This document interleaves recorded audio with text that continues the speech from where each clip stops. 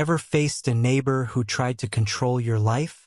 That's what Eric, dealt with when Karen moved next door. My backyard fire pit was my sanctuary, a place to unwind with friends, share stories, and roast marshmallows under the stars. But Karen, with her clipboard and HOA rulebook, had other plans. Fire pits are dangerous, she declared, citing vague regulations. Her complaints flooded the HOA, and soon, a ban notice arrived. My haven was under siege. I tried reasoning with her. It's safe, Karen. I follow all fire codes. She scoffed. It's an eyesore, Eric, and the smoke bothers my allergies. Her tone dripped with entitlement, her eyes narrowing as if I'd personally offended her pristine lawn. The HOA, spineless as ever, sided with her. No fire pit, no discussion. My blood boiled, but I wasn't about to let Karen dictate my life. If I couldn't have my fire pit above ground, I'd go under. The idea hit me at 2 a.m., a hidden underground Viking hall. I'd always been fascinated by Norse culture, its resilience, its defiance. Why not build a secret space that screamed rebellion? I spent weeks researching, sketching plans, and quietly hiring a contractor friend, Mike, who thought the idea was insane but brilliant. We dug at night, hiding the work behind tarps. Karen, oblivious, kept her nightly patrols, flashlight in hand, hunting for rule breakers. The deeper we dug, the more my vision grew. This wasn't just about a fire pit, Anna Maria, it was about reclaiming my freedom. Mike brought in a carpenter who crafted wooden beams with Viking runes, symbolizing strength. We installed a stone fire pit at the center, vented cleverly to disperse smoke through hidden chimneys. The hall took shape, rugged, warm, alive. But then came the twist. Mike's cousin, Lila, a local historian, stumbled upon our project.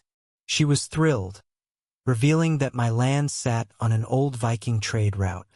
This isn't just rebellion, she whispered, eyes gleaming. It's destiny.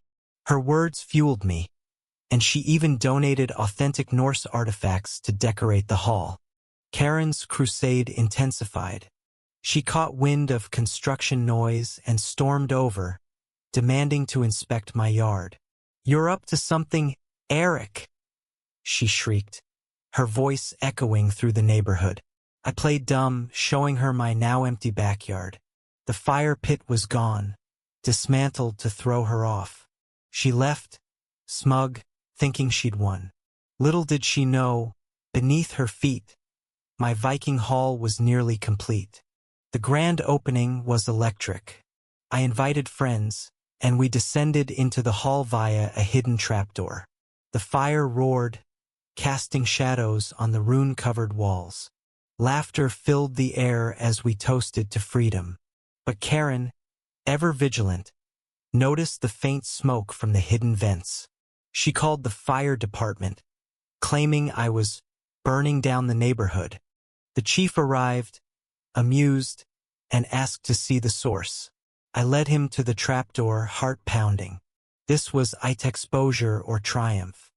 To my shock, the chief was a history buff. When he saw the hall, his jaw dropped. This is incredible, he said, running his hand over the carvings. He declared it safe, even complimenting the ventilation system. Karen, trailing behind, pushed her way in, expecting to catch me red-handed. Her face turned purple when she saw the Hala masterpiece she couldn't touch. This is illegal, she stammered. The chief shrugged. It's on his property, meets code, and it's private. Nothing I can do. Karen's defeat was glorious. She tried rallying the HOA, but the hall's historical significance, backed by Lila's documentation, made it untouchable.